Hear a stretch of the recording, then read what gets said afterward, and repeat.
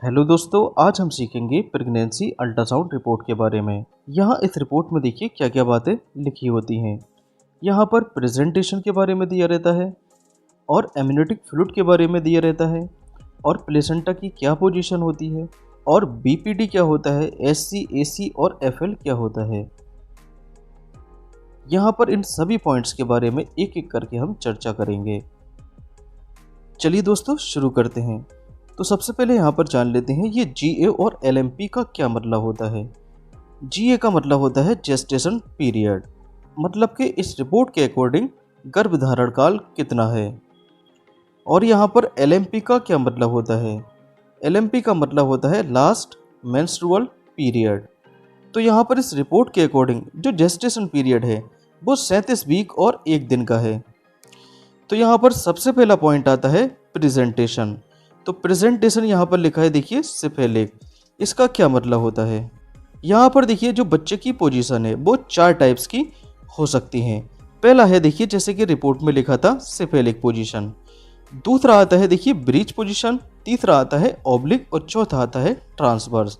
तो cephalic position क्या होती है। देखिए जब बच्चे का सर जब यूट्रस के मुंह मतलब के सर्विक्स की तरफ होता है तो इसको हम सिफेलिक पोजीशन के नाम से जानते हैं। और सिफेलिक पोजीशन की जो एंटी पोजीशन होती है, जो अपोजिट पोजीशन होती है, उसको हम ब्रीच पोजीशन के नाम से जानते हैं। अगर देखिए बच्चेदानी में बच्चा तिरछा है तो इसको हम ऑब्लिक पोजीशन के नाम से जानते हैं। और बच्चेदानी में बच्चे की पोजीशन कुछ इस टाइप से है तो इसको हम ट्रांसवर्स पोजीशन के नाम से जानते हैं। नेक्स्ट आता है फीटल मूवमेंट। तो बच्चे की जो हरकत है, जो फीटस का मूवमेंट है वो प्रेजेंट है। इसका मतलब बच्चा यहाँ पर जिंदा है। और यहाँ पर नेक्स्ट आता है लिक्विड। लिक्विड मतलब होता है एमनियोटिक फ्लूइड, जो कि एडिक्वेट है मतलब के पर्याप्त है। तो यहाँ पर एमनियोटिक फ्लूइड को एमनियोटिक फ्लूइड इंडेक्स के रूप में मापा जाता है, जिसको हम शॉर्ट फॉर्म में एएफआई के नाम से जानते हैं। तो जो एएफआई की नॉर्मल रेंज होती है वो 5 से लेकर 25 सेंटीमीटर होती है। तो यहाँ पर यूट्रस मतलब के बच्चेदानी के अंदर होता है एमनियोटिक सैक, जिसमें भरा होता है एमनियोटिक फ्लूइड, और इसी के अंदर जो है बच्चा तैरता रहता है। नेक्स्ट पॉइंट आता है प्लेसेंटा की पोजीशन। तो यहाँ रिपोर्ट में लिखा है देखिए फंडो anterior and not low lining और बेल अवे फ्रॉम इंटरनल ओस। तो इस लाइन का देखिए क्या मतलब होता है। तो यहाँ पर बात कर लेते हैं प्लेसेंटा की पोजीशन के बारे में। तो यहाँ पर मेनली देखिए 4 टाइप की पोजीशन दे रखी हैं। पहली है एंटीरियर पोजीशन, दूसरी है पोस्टीरियर पोजीशन, तीसरी है फंडल पोजीशन और चौथी है प्लेसेंटा प्रीविया। तो यहाँ पर ये होता है देखिए प्लेसेंटा, जो कि यूट्रस से चिपका रहता है। तो अगर ये प्लेसेंटा माँ के पेट की तरफ होता है तो उसको हम एंटीरियर प्लेसेंटा के नाम से जानते हैं। अगर ये प्लेसेंटा माँ की कमर साइड होता है तो उसको हम पोस्टीरियर प्लेसेंटा के नाम से जानते हैं। और अगर ये प्लेसेंटा ये ऊपर की तरफ होता है तो इसको हम फंडल प्लेसेंटा के नाम से जानते हैं। अगर ये प्लेसेंटा यूट्रस के माउथ मतलब के सर्विक्स की तरफ होता है तो इसको हम प्लेसेंटा प्रीविया के नाम से जानते हैं। अब यहाँ पर बीपीडी, एससी, एसी और एफएल की कुछ वैल्यूज दे रखी हैं। तो जैसे जैसे यहाँ पर देखिए जेस्टेशन पीरियड का टाइम बढ़ता है वैसे ही वैसे बीपीडी, एफएल, एससी और एसी की वैल्यू बढ़ती जाती है। अब यहाँ पर बीपीडी, एससी, एसी और एफएल क्या होता है। तो बीपीडी की फुल फॉर्म होती है बाइपेराइटल डायमीटर। तो यहाँ पर बच्चे की पेराइटल बोन का डायमीटर मापा जाता है। तो इसके द्वारा बच्चे की स्कल का मेजरमेंट किया जाता है।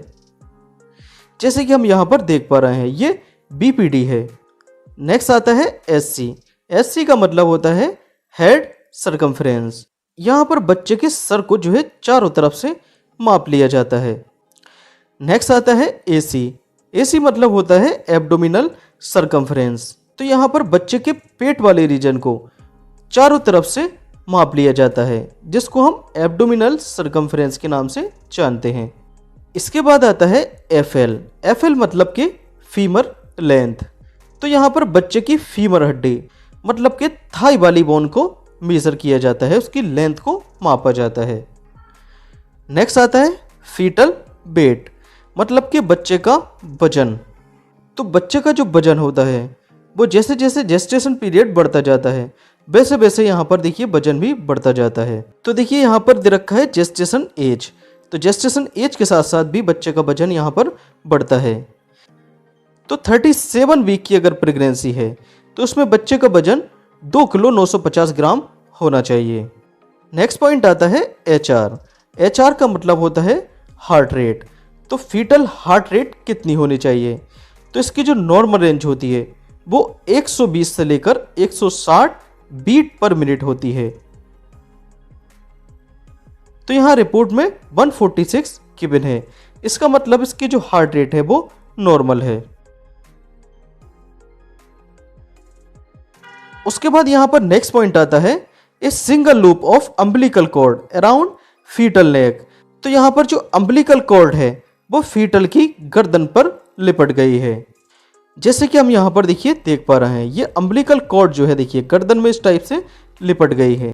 और यहाँ पर अल्ट्रासाउंड इमेज में भी ये अम्बिलिकल कॉर्ड हम यहाँ पर देख पा रहे हैं।